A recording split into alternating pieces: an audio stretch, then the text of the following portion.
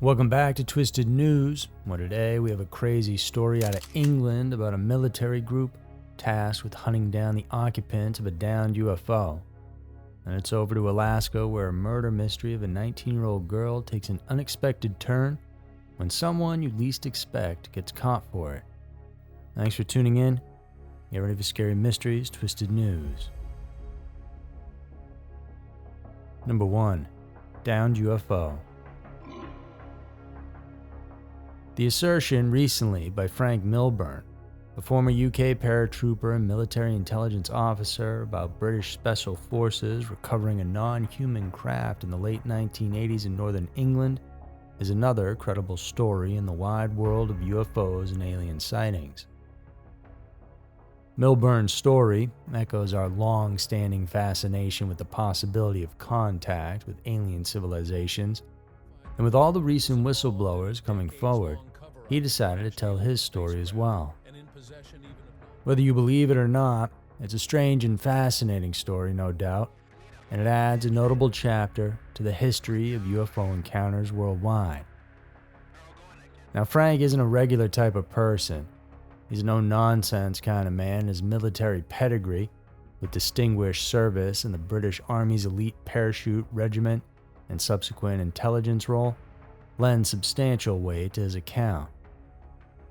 Having transitioned from frontline service to the secretive world of military intelligence, Milburn occupies a rare position that affords him access to information and stories far beyond what the public generally hears. And one day, a man named John, which isn't his real name but used to keep his identity undercover, told him that in the 1980s he was working for a secret unit that handled covert and clandestine operations.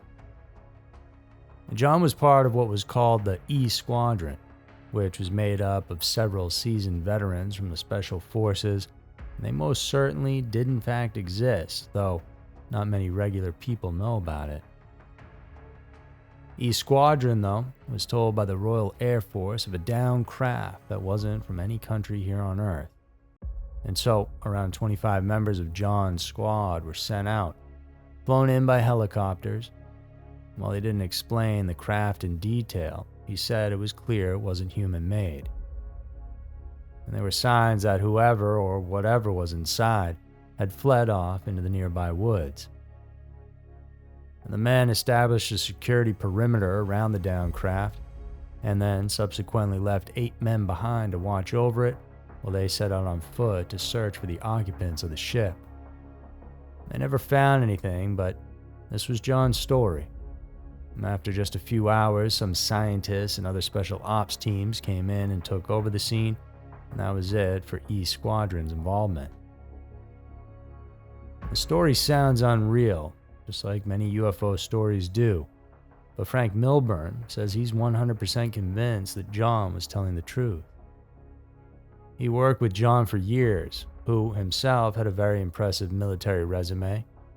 He had fought in the 1982 Falklands War, was a paratrooper, and just a straight shooter who really wasn't looking for any fame with his story. It was just one of the many strange and brave things he had experienced in his life, and in a casual conversation, told that story to Frank. And this case we're talking about isn't unique in the world of UFO lore. It bears resemblances to other well-documented incidents, such as the 1947 Roswell UFO incident, where the military initially reported recovering a flying disc, only to later retract that statement, leading to decades of speculation and conspiracy theories. And similarly, the Rendlesham Forest incident in the UK in 1980 involved military personnel and unexplained lights, alongside claims of encounters with an unidentified craft. These cases, among many, many others, form a tapestry of encounters that challenge our understanding of the world we live in and the space all around us. And the swift handover of the site to scientists and technicians, as described by Milburn, is a common theme in UFO recovery stories, suggesting a pattern of military engagement followed by scientific investigation, which is all shrouded in secrecy. And this MO raises questions about the depth of governmental knowledge of extraterrestrial technology and the extent to which such information is withheld from the public. The crop circles are another phenomenon that follows this MO. Up until the 1990s, crop circles were taken very seriously, until the government stepped in and decided to make the public believe they were fake. They hired men to pretend they had made the crop circles and made sure to make them famous. And in fact, you yourself might be saying that you know crop circles are fake because people admitted to making them. But the reality is that, yes, some were made by these people, but you can always tell the fake ones from the real ones, though that's a whole other story to dig into.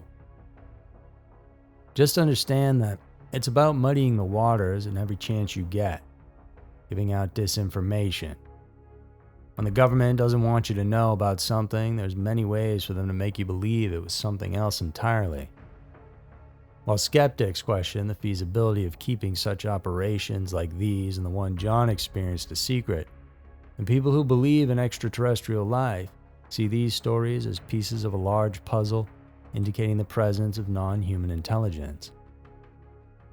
Frank Milburn's account of a British Special Forces operation to recover a non-human craft adds a compelling narrative to the rich tapestry of UFO and extraterrestrial encounters.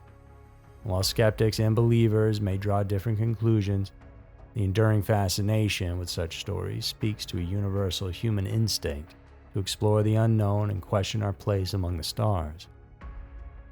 As we continue to probe, through both scientific endeavors and the exploration of eyewitness accounts like Milburn's, we edge closer to understanding whether we are indeed alone in the cosmos or part of a much larger, more diverse cosmic community. Number 2. Murder Mystery in Alaska. On a quiet August evening in 2003, 19-year-old Sonia Ivanov vanished under mysterious circumstances in Nome, Alaska. She'd been at a friend's place, just playing board games. Her roommate and best friend, Tamer Towarak, was there, and at around 1 a.m., Towarak decided to head to another friend's house close by to go to bed since she had to work in the morning. And Sonia, having the next day off, headed out to another friend's house to hang out some more. It was raining that night, and the two friends said goodbye and headed in opposite directions in the rain, and that was the last time Sonia was seen alive ever again. The next morning, Towarak headed to her apartment to get ready for work, and she noticed Sonia wasn't there, but figured she must have crashed at a friend's place, so she didn't think much of it. But by the time she got home from work, and there was still no sign of her best friend, she began to panic and informed the police. At first, they didn't take her too seriously. In fact, they thought Tamer was overreacting because she was essentially hysterical, knowing something bad had happened. But they were sure it could be explained in many other, much less dramatic ways. The following day, when Sonia didn't show up for work, her boss also informed the police, as she was very reliable. And with that, a search was underway. It didn't take long. At around 8:30 p.m., a volunteer in the search to help find Sonia saw some fresh tire tracks that led down a road that wasn't used all that often. He followed them, and it was there he found the naked body of Sonia, lying in a pool of her own blood. Not only had she appeared to have been beaten up, but she also received 2 gunshots to the head. Despite initial assurances from Towarak that Ivanov had no adversaries, detectives started their inquiry by scrutinizing those close to the teenager, particularly a male acquaintance known as Canuck. At the crime scene, the evidence showed that the tire tracks didn't match, meaning they were from one vehicle, just that the tires were not the same on each side. There was also small blue paint marks on the brush nearby which had come off, likely from the vehicle used to bring Sonia to where she was found. Canuck was known for driving a blue truck, distinguished by its uneven tires. The authorities' concerns heightened when they found blood inside his truck, additional dried blood on a tarp, and on the butt of a rifle stored in the vehicle.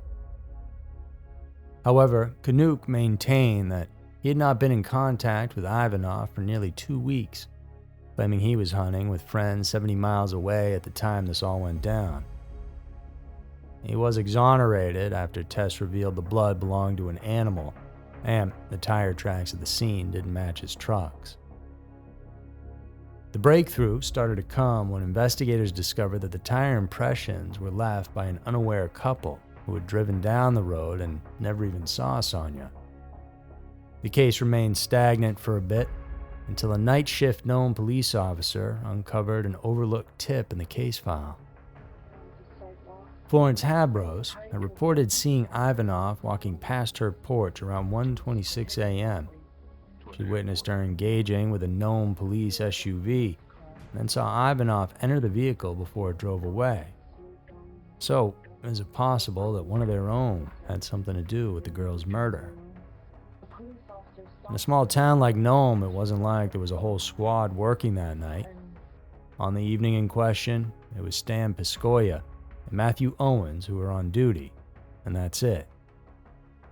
Suspicions deepened when Cruiser 321, one of the department's 3 vehicles, vanished just before Piscoya and Owens were due in Anchorage for questioning. Owens came forward with a story of finding the vehicle being dumped near the crime scene, reported seeing an unidentified assailant who fired shots in his direction and then fled. Within the abandoned SUV, a threatening note was discovered, alongside one of Ivanov's ID cards. The note expressed hatred towards police and claimed Ivanov was an unintended victim, warning of further violence if provoked any further. But that story seemed awfully convenient, don't you think? Well, the investigators thought so too. A little further digging, and despite Owens and Piscoya denying involvement in Ivanov's death, suspicions grew around Owens specifically for his weird story of a guy stealing his patrol vehicle and fleeing, and his pattern of picking up civilians, particularly women, during his patrols. He was also notably absent during a critical time frame on the morning of the incident, and when he was given a polygraph test about that night, he failed. With all this combined, Owens was let go from the police force and then arrested. Stories began to come out from several women about Owens picking them up and sexually assaulting them. And further evidence against Owens was found at a hunting camp he frequented, where investigators discovered part of a burnt-up shoe in a fire pit that matched the exact one that Ivanov was wearing the night she went missing. Despite the first trial ending in a mistrial due to a deadlocked jury, Owens was convicted of first-degree murder in a subsequent trial. On December 6th of 2005, he was sentenced to 101 years in prison. And here was a man who was supposed to keep the community safe, and he took advantage of that. Now, was he a good man who got a badge and a little bit of power which he used to take advantage of women? Or was he always a bad man, drawn to police work in order to hide who he truly was, while also helping to gain trust over those he would victimize? So there were 2 of the most cosmic and evil stories we have for you today. Hope you all enjoyed it. If you want more from us, just go check the links down in the description. Podcast, Patreon, and social. We put out content all over the place, so we have you covered for all the true crime and weird stories you can handle. Wishing you guys a great day out there. Thanks for tuning in. I'll see you soon.